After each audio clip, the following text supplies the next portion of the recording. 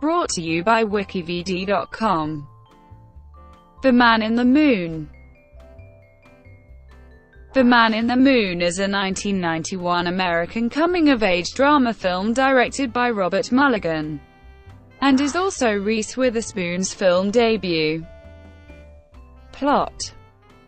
In the summer of 1957, Danny Trant is a 14-year-old girl in Louisiana who, according to her father, is too big to be running off by herself. Danny and her older sister Maureen, who is going off to college in the fall, are very close. Maureen helps take care of their younger sister Missy, while their mother Abigail is pregnant. Danny, however, prefers to run off to the neighbor's creek to go swimming in the nude. It is here that she meets her new neighbor, the 17-year-old Court Foster. Court kicks Danny out of his creek. When Danny goes home, her mother tells her to wash up, because an old friend is coming for dinner with her children. The Trant's old friend turns out to be a widow, Mrs. Foster, with her 3 sons, Court, Dennis and Rob. When Danny realizes who Court is, the two dislike each other. Court calls Danny a little girl. When Danny's father Matthew tells Danny to accompany Court into town for groceries, Danny and Court drive into town and start to get along. Danny finally realizes that she is in love with Court. Maureen goes on a date to a dance with her boyfriend Billy Sanders. When they leave the dance, Billy wants to park his car and have sex. Maureen gets angry and breaks up with Billy because she believes love should be beautiful. The next day, Danny asks Maureen for advice on how to kiss a boy. Maureen demonstrates by practicing on her hand. Danny and Court continue to go swimming during the hot sunny days and became very close friends. The two agree to meet to go swimming at night since Court has too much work to do during the day. Danny sneaks off and swims with Court until they reach the point where they are about to kiss. Court pushes Danny away and says she is a little girl that doesn't know what she's doing, and runs off home. Danny leaves too just as a thunderstorm is breaking out. Abigail wakes up, knowing Danny isn't home, and runs outside looking for her. Just as Danny gets home and runs to her mother also runs and trips on a root, landing on her stomach. Danny's father races her to the hospital where she is kept for treatment. When her father returns home from the hospital, he spanks Danny with his belt. The next day, Court brings food to the Trant house and apologizes to Danny for the other night. Danny, still hurt, just ignores him at first until Court says he would still like to be friends. The next time they go swimming, the two share Danny's first kiss. Danny is still hurt and angry at her father for hitting her. When he tries to talk to her the next day, feeling remorseful for using his belt on her, she only replies with yes sir and no sir to his questions. Once Danny has made up with her father, he tells Danny to invite Court over once in a while so he can get to know him better. When Court comes over for dinner, he finally meets Maureen. Danny can tell it is love at first sight for the two of them.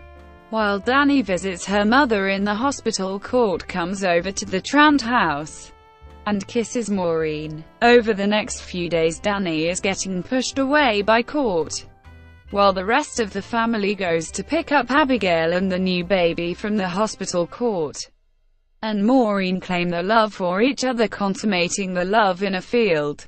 When Maureen leaves for home, Court goes back to plowing the fields and falls off the tractor and is badly injured. Danny sees this and races home to tell her father.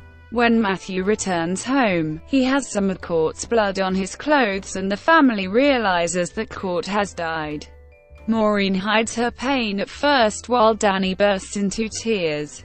After Court's funeral, Danny continues to be angry at Maureen for stealing Court away from her. Matthew tells Danny that although she has the right to be hurt, being mad won't bring Court back, and Maureen will be her sister for life. Danny comforts Maureen as she weeps on Court's fresh grave.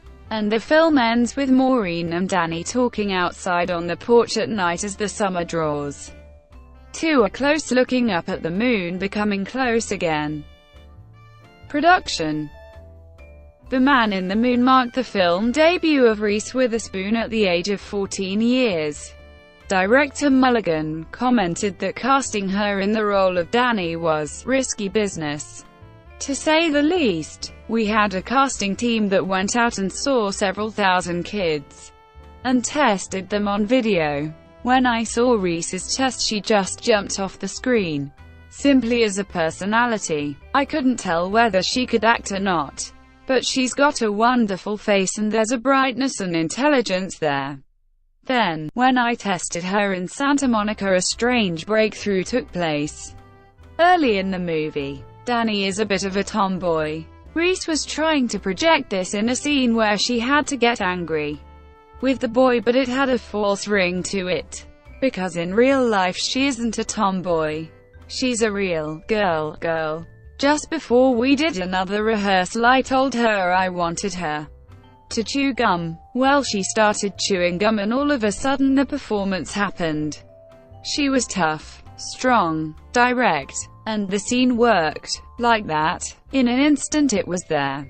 What was marvelous was at the end of the scene Reese knew that something happened. Her compass, her sense of what's real kicked in. The motor was running and she knew it. It was funny, because she said, "Can I always chew gum?" And I said, "Yeah."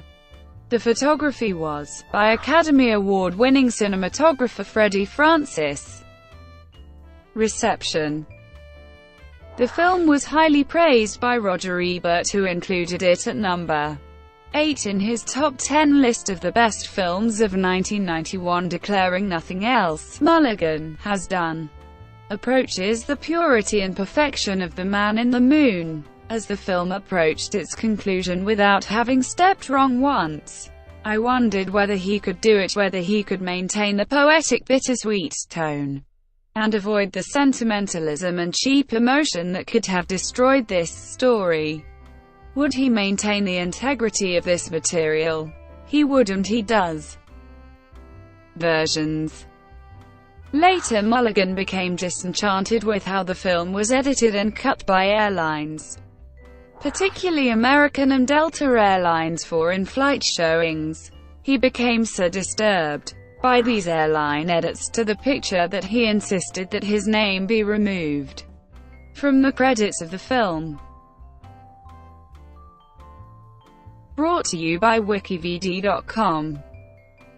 Would you like to